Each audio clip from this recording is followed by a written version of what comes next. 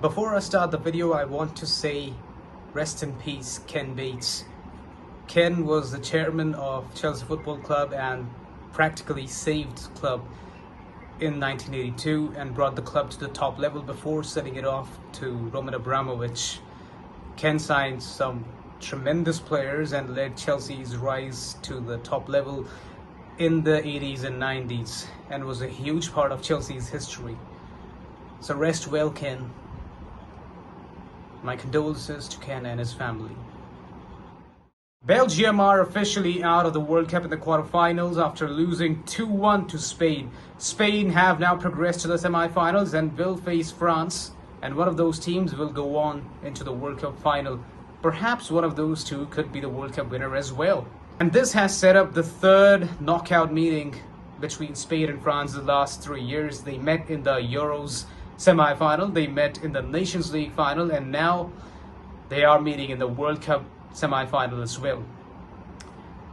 But coming to Belgium losing to Spain in the quarterfinals, everyone had predicted Spain to win, or at least most people had, because Spain have been so good in the past couple of years, ever since their renaissance has been underway under Luis de la Fuente, and especially with the rise of new players like Yamal, Marco Correa, everyone else. Spain have been really good in the past couple of years, but coming into the World Cup, although they were unbeaten up until even this quarterfinal stage, and they hadn't even considered a single goal, they weren't looking as formidable, they weren't looking as scintillating as Michael Richards said on one of the shows, the post-match shows.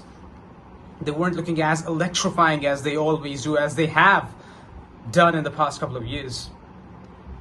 But they still were looking very formidable. They still were looking brilliant. They still were looking a strong team to be the team, one of the teams to be in the World Cup. But going into this Belgium game, after Belgium had beaten USA in the fashion that they did, 4-1, handing out a beating to the hosts, after the kind of campaign that Belgium had so far into the group stage, they hadn't had the best of campaigns, and they haven't been at their best even since the 22 World Cup. They had been really good up until Eden Hazard, Kevin De Bruyne, Romelu Lukaku, Youri, Tielemans, everyone were in their primes.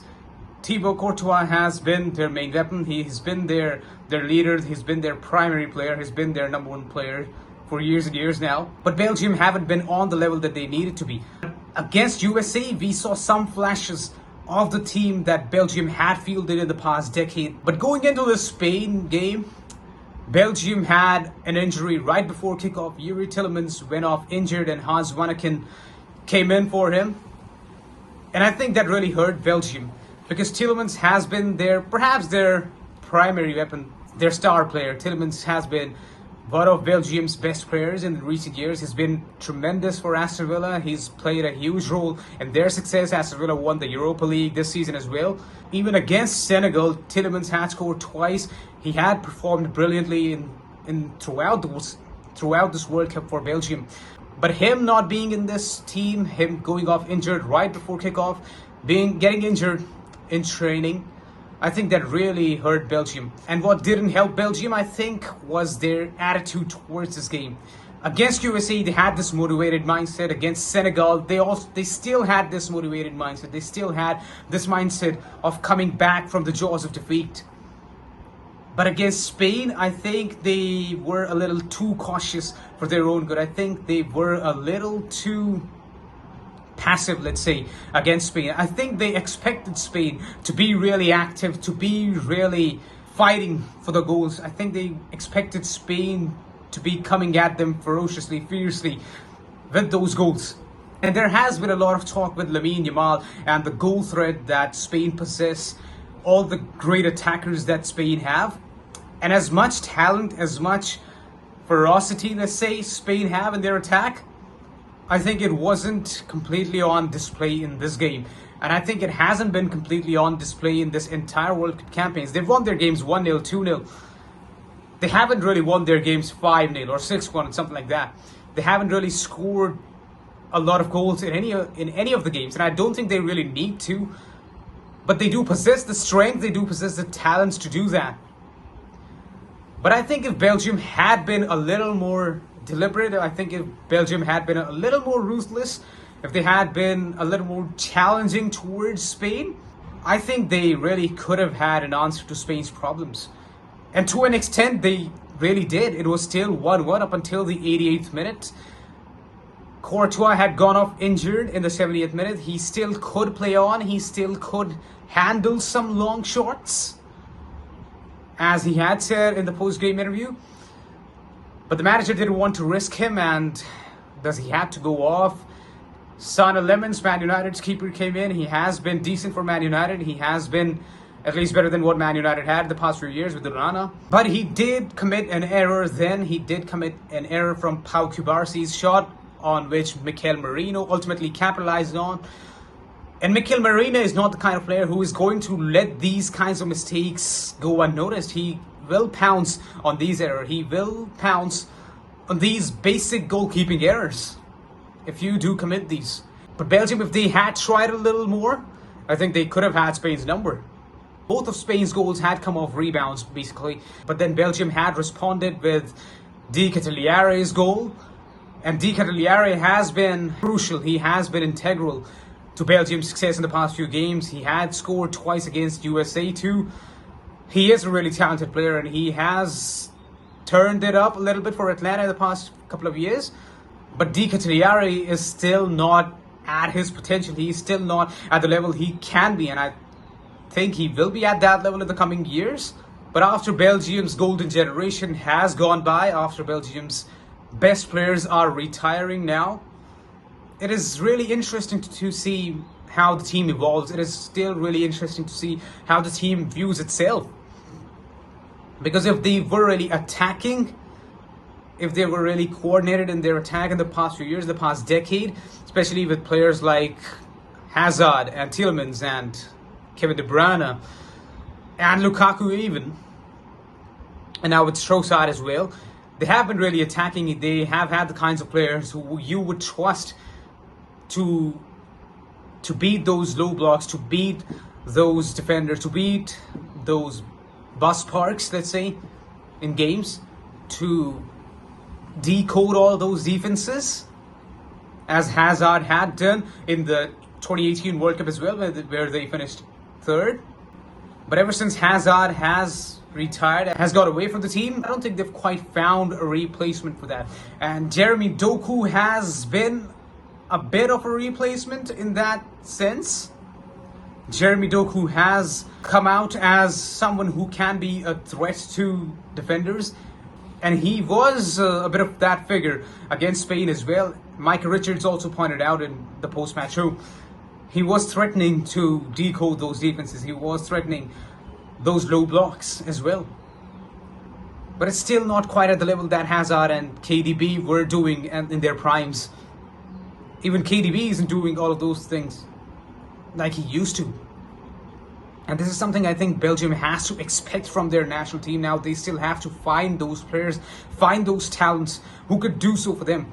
Because otherwise they would have to play a really defensive sort of game. And they tried to do so against Spain. They only had less than 1 XG. While Spain, even though they might not have deserved to have as much of XG as they did, they ultimately went on to have.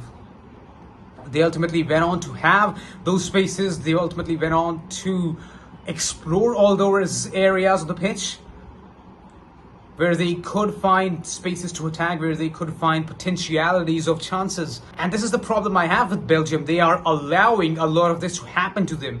They are not as bad of a team as they make themselves look to be. I think they are letting themselves be weaker than they are. And this is something that I saw on SofaScore, a very interesting statistic, a very interesting map on the amount of activity, on the concentration of activity on the field. From Spain, you can see that they were very attacking their approach. They barely were in their defensive half. They barely were passing back the ball to their keeper, to their defenders. They were very forward in their approach. While Belgium, they were very passive. They were passing. They weren't traversing as many spaces in the Spain area. They weren't going on as many attacks. They only had 5 shots in the entire game versus Spain's 17 shots.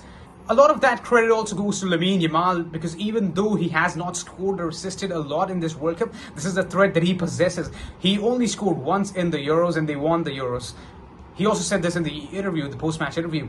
This is the advantage that Spain have over Belgium. They have the kind of player that Lamine Yamal is, and that is the kind of player that Belgium is lacking. Ketelaere does give them that extra edge to score those goals, like the header he did score, getting ahead of everyone in this game. And the kind of goal he also scored against USA. But Lukaku is going away in a few years. KDB is going away. Tielemans might just also go away. They have to find those kinds of creative midfielders. They have to find those kinds of wingers that could assist Ketelaere and Doku in finding those spaces, in being more attacking in their approach. Because if Belgium do play this kind of game, they do try to sit back more often, I don't think that would benefit them as much as they think it might. And they might end up in those kinds of situations where they are looking like a potentially decent team, like a dark horse in the tournaments. They ultimately go on to be eliminated in the round of 16 in the quarterfinals and not even reach the semi-final. Again, coming to Lamine Yamal, he gives Spain that edge. He gives Spain that opportunity to be more active. He lets Spain be more active in the opposition half. Even though he doesn't score a lot, he's still Spain's top 1, top 2 players when it comes to dribbles, when it comes to passes, when it comes to duels, when it comes to touches, and when it comes to crosses. He's topping all those statistics. As long as he can do all that, as long as he can give Spain good performances in all those areas, even if he doesn't score or assist, Spain have those kinds of players who can turn even the limited amount of chances they do have. This kind of strategy against a team like France, against a team like England even, I don't think these kinds of strategies will work so well. And this is why the France-Spain game would be so interesting to see. Because France would threaten, France would take Spain to those limits. France would take Spain to those extents where they would be forced to challenge their own beliefs, where they would be forced to challenge their own tactics, their own system, and then try to come out on top again. And I know they have beaten France in their last 2 encounters. They have beaten them in the Euros and the Nations League. But this France is different. They have different tools. They have everything it takes for a top team to beat another top team. And if Spain can decode it, I think they will just go on to win the World Cup. And a lot of people are saying that the winner of France and Spain will go on to win the World Cup. And that is not the most outrageous of things to say. I think that is one of the more accurate things to say. The winner of France and Spain will be the winner.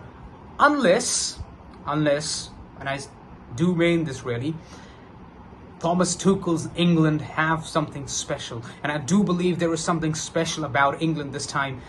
They might just have the edge above everyone else. Thomas Tuchel might just be bringing the tournament home. If France or Spain make a little bit of error, I think Thomas Tuchel is bringing it home. Anyways, that was it for the video. This is Irish signing off again. I'll see you guys really soon. If you want to see more of these videos, subscribe to the channel. If you want to read my articles on sports, films, TV, culture, art, anti-AI stances, the link is in the description below. Subscribe to it and read some articles. I'll see you guys really soon. This is Irish signing off again.